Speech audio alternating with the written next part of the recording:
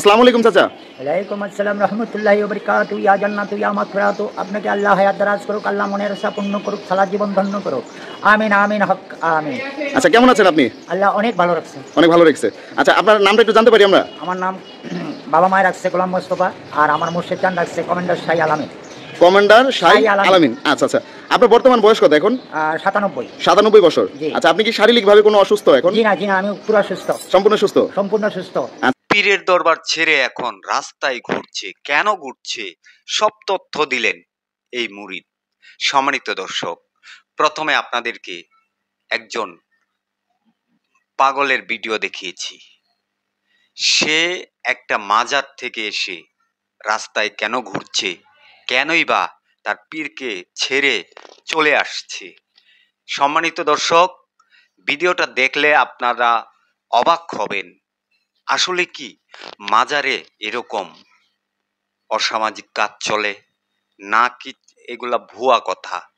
যারা মাজার ভক্ত তারা কিন্তু এটা পজিটিভ বলে মাজার নিয়ে, আর যারা মাজার ভক্ত না তারা সবসময় নেগেটিভ বলে। সম্মানিত দর্শক, আমি আপনাদেরকে ভিডিওটা দেখাচ্ছি। একজন ভক্ত কি কথাগুলা বলেছে, সে কথাগুলা আপনারা শুনবেন। মনোযোগ সহকারে শুনে আপনাদের মূল্যবান মন্তব্য কমেন্টে জানিয়ে যাবেন। চলে না দেরি না করে আমরা আগে সম্পূর্ণ ভিডিওটা দেখে আসি। লা ইলাহা ইল্লা আনতা সুবহানাকা ইন্নী কুনতু মিনাজ জালিমিন। এই পাঠ করিলে আল্লাহ বিপদ আপদকে মুক্ত করেন। আল্লাহ শাহী কাদের গনি নিরাকারে 21600 বারে আমার দেহতে বসত করে। লা ইলাহা ইল্লাল্লাহ মুহাম্মাদুর রাসূলুল্লাহ কাল্লা মুর্শিদি মাওলা। আচ্ছা, বিয়ে শাদী করেছেন? হ্যাঁ, আমি এক বিয়ে করেছি। আমার এই সালাত জীবনে একটা ছেলে একটা মেয়ে। একটা ছেলে একটা মেয়ে? জি। আচ্ছা, তারা বর্তমানে কি করছে এখন? মেয়েটা বিয়া দিছি, সে ব্রেন স্ট্রোক করছে 2 বার। আমার অর্থায়ন দিয়ে আমি যা পারছি, আল্লাহ ওনাকে ভালো রাখছেন। আমার ছেলে বিয়ে পাস করাইছি, চাকরির জন্য অনেক জায়গায় দাঁড়ে দাঁড়িয়ে ঘুরছি, চাকরি হয় না। সে বর্তমান সিএনজি গাড়ি চালায়। এই ড্রাইভারি লাইসেন্সও 2 নম্বর করছে, 1 নম্বর করতে পারে না অর্থের অভাবে। আচ্ছা, তো আমি একটা বিষয় জানতে চাই যে আপনি যেহেতু বললেন আপনার বয়স হচ্ছে 97 বছর, ঠিক না? তাহলে কি আপনি মুক্তিযুদ্ধ দেখেছিলেন বা অংশগ্রহণ করেছিলেন? আমি নিজেই। আপনি নিজে একজন মুক্তিযোদ্ধা? জি। আচ্ছা, তো আপনার পা ভাঙা হাত ভাঙা। আচ্ছা, তো এমনিতে হচ্ছে যেহেতু আপনি একজন মুক্তিযোদ্ধা, সেক্ষেত্রে কি কোনো ধরনের সহযোগিতা কিছু পেয়েছেন? মায়া চৌধুরীর কাছে গেছিলাম, আমার দেশের উত্তর থানার এমপি, ওনার কাছে গেছিলাম। ওনায় বলছে যে আপনি না খাওয়ান দিতে পারলে জন্ম দিয়েছিলেন কেন? এই জন্য আর আমি কিছু চাই নাই ওর থেকে। এই জন্য আর কিছু চান নাই? না না, জীবনও চাইনি। আচ্ছা, তো আপনি চাচা, আমি একটা বিষয় আপনি আমাকে বলবেন। আপনি যেহেতু এই যে আপনার হাতে একটা লাঠি দেখতে পারতেছি আমি, এই লাঠিটার রহস্য কি? এই লাঠিটার রহস্য হলো, এটা নাগপঞ্চমী গাছ। এটা আমি ভারতবর্ষ থেকে 6 মাস সাধন করে এটা উঠাই আনছি ভারত থেকে। হ্যাঁ, এটা দিয়ে অনেক কিছু কাজ করা যায়, যেমন বাল্লা মুসিবত আপদ বিপদ অনেক কিছু করা যায়। এটার শিকড় দিয়া একজনের দিলে ছোট বাবু ভাইয়েরা ভালো থাকে, বাল বাচ্চা পোলাবাইন ভালো থাকে, সংসার সারা জীবন ধন্য হয়, মনের আশা পূর্ণ করে। এটা একটা কাজের জিনিস, এটা আল্লাহর সৃষ্টি একটা গাছ। আপনি এটা কোথা থেকে নিয়ে আসছেন? আজমির থেকে নিয়ে আসছেন? আচ্ছা, এই লাঠিটার নাম কি? এটার নাম নাগপঞ্চমণি। নাগপঞ্চমণি। আচ্ছা আচ্ছা, তো চাচা আমি একটা বিষয় জানতে চাই। আমি আল্লাহর রহমতে অনেক মাজারে গিয়েছি, ঠিক আছে? তো অনেক মাজারে গিয়ে একটা বিষয় দেখলাম যে মাজারে যারা পড়ে থাকে তারা হচ্ছে গাঁজা খায়, তারপর হচ্ছে বিয়ে শাদী কেউ করে না, তারপর হচ্ছে বিভিন্ন ধরনের গালাগালি করে, এরপর হচ্ছে বিভিন্ন ধরনের বাজে নেশা করে তারা। তো আপনি কি মাজারে গিয়েছেন কখনো? আমি মাজার নিয়ে আসি বাবা শাহ সলমান শাহ, উত্তর মতলব থানা, আমার জন্মভূমি, জমিদার আড়াইখানের আমি বড়নাতি। আমার বাড়িটার নাম হলো সর্দার বাড়ি, চক্কিনা মৌজাধরি, বাগানবাড়ি ইউনিয়ন, বাস করি। আকাশবাবু আমার দেশের লোক, বর্তমান কমিশনার অনুসাইডের। আচ্ছা আচ্ছা, তো আপনি হচ্ছেন তাহলে অনেক মাজারে গিয়েছেন, ঠিক না? তো মাজারে যাওয়ার পর আপনি যে বিষয়টা দেখলেন, আপনি কি দেখছেন এই মানে আমি যে কথাগুলো বললাম চাচা, আমি যে কথাগুলো বললাম আপনাকে, এই বিষয়গুলো কি দেখছেন যে মাজারে বিভিন্ন মানুষ গিয়ে গাঁজা খায়, তারপর হচ্ছে বিভিন্ন ধরনের মেয়ে নিয়ে ফুর্তি করে, এরকম টাইপের দেখছেন? ভালোরে নষ্ট করে এই বন্ধরা। আচ্ছা, তো এদের কারণে কি আপনাদের কোনো প্রভাব পড়ে? ক্ষতি হয়, প্রভাব, অনেক প্রভাব, যার জন্য আমি আজকে সাগরে ভাসতেছি এই বন্ধদের কারণে। আচ্ছা, এই বন্ধদের কারণে। তো এর জন্য কি মানে আপনারা কোনো ধরনের পদক্ষেপ নিয়েছেন সবাই মিলে? পদক্ষেপ নিব দাদু ভাই, কোনো পদক্ষেপের তো কোনো রাস্তা নাই। আমি আরেকজনের বড় কেন, যারা বন্ধ তাদের কাছে, যারা নতুন পাগল তারা খায় তেহারি বিরিয়ানি, আমাকে পুরান পাগলের মিলে না কোনো ডাইল খিচুড়ি বস। আচ্ছা, আপনি কি নিজেকে পাগল দাবি করেন? জি না, আমি আল্লাহর সৃষ্টি একজন মানুষ না, মানুষ। জি। আচ্ছা, আপনি নিজে তো নামাজ কালাম করেন, ঠিক না? 5 ওয়াক্ত নামাজ পড়ি, সর্বদাই আল্লাহর নামের জিকির করি, লা ইলাহা ইল্লাল্লাহ মুহাম্মাদুর রাসূলুল্লাহ কাল্লা মুর্শিদি মাওলা। পার করো এপার ওপারকে পার করো। ও সাই, তুমি জোগাইলে খাই, না জোগাইলে তোমার নামে রোজা তাই। আচ্ছা, তো এখন বর্তমানে চাচা আপনি জানেন কিনা জানি না যে এখন বর্তমানে দেশের অবস্থা কিন্তু অনেক খারাপ, ঠিক না? জি। আচ্ছা, তো এই পরিস্থিতিতে এখন আপনার সংসারটা চলে কিভাবে? আল্লাহ আমার সংসারটা চলে, আল্লাহ চালায়, আর বাকিটা আমার কিছু আপনাদের মতন আশেক মাসেক আছে, ওনারাই কিছু হেল্প করে, যার জন্য চলে যেতেছি।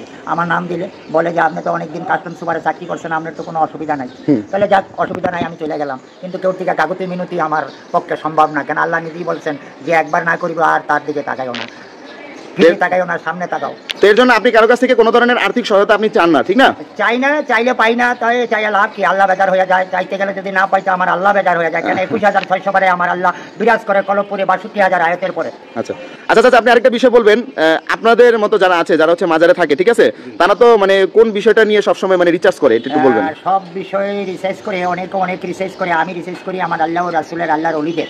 আবার অনেকে রিসার্চ করে গাঁজা কিভাবে খাইবো, বেচবো, কিভাবে মদ খাইবো, হিরোইন খাইবো, কিভাবে মাগিবাজি করবো, পাগল লইয়া চলবো, নাচবো, গাইবো, এগুলির বিষয়ে আমার সব অবগত নাই। এগুলি যারা করে তারাই পায়, আমি এটি চাই না, এটি আমি পাই না। তো পার্সোনালি ভাবে কি আপনি কখনো এরকম করছেন যে কোনো পাগলদের সাথে চলাফেরা করছেন? আমি এটা চাই না। এখন আমার বাবার ঘরে আমার বাবাও পাগল ছিলেন, আমার বাবাও পাগল ছিলেন, মহল্লাটা আমার মতলব থানার নাম আছে, আল্লাহ ওই নামের উসিলাতে আমি পয়সা যাইতেছি। কোনো আমার বক্তবিন্দু আমি করি না, বক্তবিন্দু করতে আসে আমার কাছে আসে, আমি নিজেই পাড়ি দিতে পারবো না, আমি তাকে নিয়ে বোঝা, আমি বোঝা বইতে পারি না। মানে আপনি আপনার কাছে যারা আসে তাদেরকে আপনি বলেন যে আমি নিজে তো পাড়ি দিতে পারবো না, বা আমি নিজে তো জান্নাতে যাইতে পারবো কিনা সেটা আমি জানি না, তাহলে আমি আরেকজনকে কিভাবে নিয়ে যাবো? আপনারা অন্য চেষ্টা করেন, আরেকজনের হাত ধরে দিকে পোলাও বিরিয়ানি। তো চাচা আরেকটা বিষয় আপনি আমাকে বলবেন, যেমন আমরা ম্যাক্সিমাম সব মাজারে অ্যাকচুয়ালি গিয়েছি, ঠিক আছে, তো বিভিন্ন মাজারে বিভিন্ন আরো সেমিনার হলো এই মানুষের কলপের ভিতরে, দেহের ভিতরে। এমন একটা জায়গা আছে 62,000 আয়াতের পরে আল্লাহ রাসূল সত্য প্রেমের ঘরে বিরাজ করে সাই নিরঞ্জনে, 21,600 বারে হায়াতুল মুরসালির সাথে আল্লাহ নিরাকারে সাই মেরাজে মুকমিনিনা। তাই যে আল্লাহর পাগল হয়েছে খানা খাদ্য নাহি দিছে ছাড়িয়ে, যদি মিলে তো খানা খায়, না মিলিলে রোজা থাকে প্রভুর নামে। তাই স্যার, তো মানে এই বিষয়টা তো আপনি বললেন না যে যারা কাজগুলো করে, তাহলে আপনার দিক থেকে ঠিক আছে? ওরা আমার দিক থেকে অনেক বহুত দূর, আমার চিন্তাধারার থেকে অনেক বহুত দূর। আপনি পার্সোনালি ভাবে আপনিও কি এরকম করেন? মানে ওদের সাথে আমি কোনো কথা বলি না, ওদের সাথে আপনি কোনো কথা বলেন না? ওদের সাথে আমি মিলামিশা করি না, ওদের সাথে খানা পিনাও খাই না। এখন আমি কিন্তু ওই বিষয়টা জানতে পারলাম না বিষয় সম্পূর্ণভাবে, যে আসলে যে যারা এই কাজগুলো করে পূর্ব পশ্চিমে ধার ধারে না, এটা কি আপনি ডাইরেক্ট এক কথায় বলবেন যে এটা কি যুক্তি দিয়ে বলবেন যে এটা কি ঠিক আছে নাকি ভুল আছে? এখানে যারা বোঝে তাদের জন্য ঠিক, যারা না বোঝে তাদের জন্য ঠিক না, তারা জাহান্নামে চলে যেতেছে। এখন এখানে একটা কথা বলতে চাই যে মিরপুরে যে মাজারটা হযরত শাহ আলী মাজার, এখানে হযরত শাহ আলী উনি হচ্ছে হযরত আলী রাদিয়াল্লাহু সাল্লামের বংশধর, তো সেই ক্ষেত্রে তার ওই মাজারটা কিন্তু খারাপ না, মাজারটা কিন্তু অপবিত্র না। এবং উনি যখন হযরত শাহ আলী যখন মারা গেছে, উনি কিন্তু মারা যাওয়ার পর বলে নাই যে আমি যদি মারা যাই আমার যেখানে সমাধি দেওয়া হবে ওইখানে আমার ভক্তবৃন্দ তোমরা আসবে, এসে তোমরা সেজদা দিবে, তোমরা আল্লাহর বদলে আমাকে সেজদা দিবে, এরকম ধরনের কোনো কথাবার্তা কিন্তু সে বলে নাই, ঠিক না? তো এখন যারা মানে আপনাদের মতো কিছু মানুষ, তারপর আমাদের মতো কিছু মানুষ যারা এই কাজগুলো করছে, তাদের উদ্দেশ্যে আপনি কি বলতে চান? তাদের উদ্দেশ্যে তো ভাই বলতে গেলে এখন আমি নিজেই দোষী, কেন আমি তো তাদের মতন এক লাল পাগল, আমি তাদের মতো লাল পাগল সাইজা লইছি। মানে আমি যদি আবাদত বন্দেগী করি তো আরেকজন লোকে দেখতেছে যে তাদের মতন সে, তাহলে অনেক সে বুঝতেছে না, জানতেছে না, বিদায় বলতেছে তাদের মতনই সে। আমি তো আলাদা একটা ফ্যাক্টর, আমি আলাদা একটা বাউসার, আলাদা একটা হিসাব আমার মাঝে। কেন আমার মাঝে 96,000 কালামার হিসাব আমার মাঝে আছে। যেমন আল্লাহ আমাকে 96,000 কালাম দিয়ে সৃষ্টি করছেন, 6,000 কালাম আমার মাঝে আছেন, যাহা নাই ত্রিভুবনে তাহার চেয়ে বেশি আছে আমার মানব কুল জীবনে। যদি সাই ধরতে পারি, চিনতে পারি, তাইলে আমি মানব কুলে পাড়ি দিতে পারি। আর যদি আমি চিনি না, জানি না, বুঝি না, উড়া চলি বা বড় বড় মোমবাতি জ্বালাই 10 কেজি 5 কেজি ওজনের, সারা রাত গাঁজা টানি, এই করি সেই করি, এটা আমার ভণ্ডামি ছাড়া কিছু বলা যায় না। তাহলে আমি বলতে গেলে আমি দোষী, আমার প্রভু নির্দোষী। তাহলে আপনি স্বীকার করছেন যে আপনার মতো যারা আছে এবং আপনি নিজেই দোষী, কিন্তু মানে মহান আল্লাহ পাক এরকম করে কোনো ধরনের কথা বলে নাই, তবে আপনারা করছেন, আপনারা জেনে শুনে ভুল করতেছেন। তবে এই ভুলগুলোকে আপনারা কি মনে করেন, এগুলো কি শুধরানো দরকার?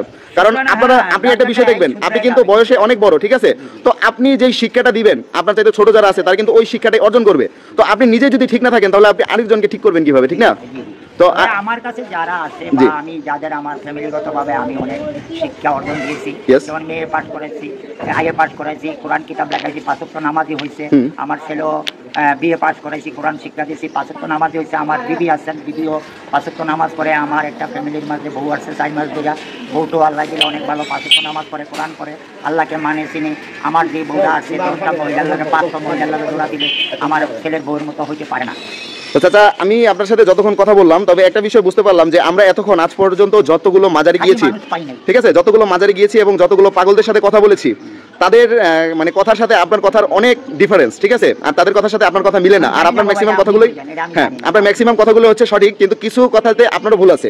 আর ম্যাক্সিমাম কথা মানে আপনি যেখানে যতগুলো কথা বলতেছেন সব কথার উৎসে কিন্তু একটা কথা বলতেছেন যে আমি আল্লাহর গোলাম, এরকম টাইপের কিছু বলতেছেন। কিন্তু এখন বর্তমানে যে সমস্ত মাজারে যে সমস্ত পাগলরা থাকে, তারা এক পর্যায়ে, যেমন আমরা শালী মাজারে এক পাগলকে জিজ্ঞেস করেছিলাম যে আপনি কি পাগল, আপনি কি দাবি করেন যে আমি পাগল? তো উনি বলতেছে যে আমি পাগল না, স্বয়ং আল্লাহ নিজে পাগল। তো ওনার কাছে আমি প্রশ্ন করলাম যে আল্লাহ নিজে পাগল কিভাবে হলো? কয় সেটা আমি আপনার কাছে বোঝাবো না, কিন্তু আল্লাহ নিজে পাগল আমি জানি, আল্লাহর সাথে আমার সাথে কানেকশন হয়, ঠিক আছে। তো এই ধরনের বন্ডদের উদ্দেশ্যে আপনি কি বলতে চান? সে যদি আল্লাহর সাথে একাকার হয়ে যায় তাহলে সে নামাজ পড়ে না, এক ওয়াক্ত গাঁজা খায় 5 ওয়াক্ত, না না না, তাইলে সে আল্লাহ আল্লাহ হইতে পারে না, এই মনের বলে করে কুটে কুটে। কেন ওর পাশে মানুষ আছে, এরকম 10টা ইবলিশ আছে, এই 10টা ইবলিশের বলে সে কুটে। কিন্তু আমার পাশে কেউ নাই, একজন মানুষ যদি থাকে তাহলে আমি চেষ্টা করে দেখতে পারি। আচ্ছা আচ্ছা, আমার পাশে একজন মানুষ নাই, আছে মানুষই আমার নাম হইব না। তো চাচা মানুষ চাই, আচ্ছা মানুষ চাই না, মানুষ চাই, মানুষ চাই না। আচ্ছা তো চাচা সবাই মানুষ, মানুষ পাই না। তো চাচা অ্যাকচুয়ালি আপনার সাথে কথা বলে অনেক ভালো লাগলো, অনেক বিষয় জানতে পারলাম আপনার কাছ থেকে। তবে আমরা চাইবো আপনিও যতটুকু আপনারও ভুল আছে ওই ভুলগুলো আপনি যেন শুধরে নেন, ঠিক না? জি জি জি, কি বলবো বলেন? অবশ্যই। আমি চাই না, আমি খাই না, আরেকজনের চাইতেছে খাইতেছে। নতুন পাগল বিরিয়ানি খায়, আমরা ডাল ছাড়া খিচুড়ি খাই। এটা কথা আছে, পুরান পাগল ভাত পায় না, নতুন পাগলের আমদানি। তো এখন বর্তমানে নতুন পাগলদের জন্য আপনারা, পাগলের জন্য আমরা বইয়া গেছি। আচ্ছা, আর এই যে মাজারেগুলো যে ভন্ডরা থাকে, এই ভন্ডরা উচ্ছেদ কি একটা কারণে হতে পারে? যদি এখানে যদি চাচা একটু কথাটা শুনেন। কোরআন থেকে তেলাওয়াত শোনাও, আচ্ছা কার কতটা পাওয়ার আছে। আচ্ছা, তো সেক্ষেত্রে হচ্ছে মানে মাজারে যে যারা থাকে, যারা যে সমস্ত যে যারা গাঁজা খায়, তারপর বিভিন্ন অপকর্ম করে, তো তাদেরকে যদি মানে ওই বিনামূল্যে যে খাবারটা ওইটা যদি বন্ধ করে দিত তাহলে মনে হয় অনেক ভালো হতো, তাই না? অনেক ভালো হতো, অনেক ভালো হতো। আপনি একজন পাগল হয়ে আপনি এটা স্বীকার করছেন যে বিনামূল্যে খাবারটা বন্ধ করে দিলে অনেক ভালো হতো। সব মাজারে তেহারি তুয়ারি সবকিছু বন্ধ করে দিলে বুঝা যাইতো যে পাগল কে আর ছাগল কে। তাহলে প্রকৃত পক্ষে যে পাগলটা সেটা খুঁজে পাওয়া যেত। হ্যাঁ, ছাগলটা খুঁজে পাওয়া যেত। আচ্ছা আচ্ছা, তো চাচা আপনি যেহেতু পাগল না, সেই ছাগল, এই দুনিয়ার মানুষ সব হলো পাগল। বাড়ি গাড়ির পাগল, কেউ নারীর পাগল, কেউ বাড়ির পাগল, কেউ ঘরের পাগল, কেউ ছেলের পাগল, কেউ মেয়ের পাগল, কেউ প্রেমের পাগল, কেউ বউর পাগল। পাগল তো পাগল, এই দুনিয়া সবাই পাগল, ছাগল একজন। সবাই পাগল। এখন আপনি কিসের পাগল? আমি ছাগল, আল্লাহর ছাগল। আপনি আল্লাহর ছাগল। আল্লাহ খাওয়াইলে খাই, না খাওয়াইলে চব্বিশটা থাকি থাকি। আচ্ছা, তো আপনি আরেকটা কথা বললেন যে আপনি বললেন যে আপনারা যাদের সাথে কথা বলবেন তাদেরকে গিয়ে জিজ্ঞেস করবেন, কোরআনের আয়াত সম্পর্কে জিজ্ঞেস করবেন। তো আমরা আপনার মুখ থেকে একটা কোরআনের আয়াত শুনতে চাই। সম্মানিত দর্শক, সম্পূর্ণ ভিডিওটা দেখার জন্য অসংখ্য অসংখ্য ধন্যবাদ। সম্মানিত দর্শক, এই যে এই ভন্ডের কথাগুলা শুনলেন, কথাগুলা আদৌ কি যুক্তিসঙ্গত কথা? সম্মানিত দর্শক, আপনাদের মূল্যবান মন্তব্য কমেন্টে দেখতে চাই যে সেই পাগলটা যে কথাগুলা বলেছে, এই ভন্ড যে কথাগুলা বলেছে, এই ভন্ডের কথাগুলা আপনাদের কাছে কেমন লেগেছে সেটা কমেন্টে জানিয়ে যাবেন। সবাই ভালো থাকবেন, সুস্থ থাকবেন। পরবর্তী কোনো একটা ভিডিওতে আপনাদের সাথে দেখা হবে। আসসালামু আলাইকুম।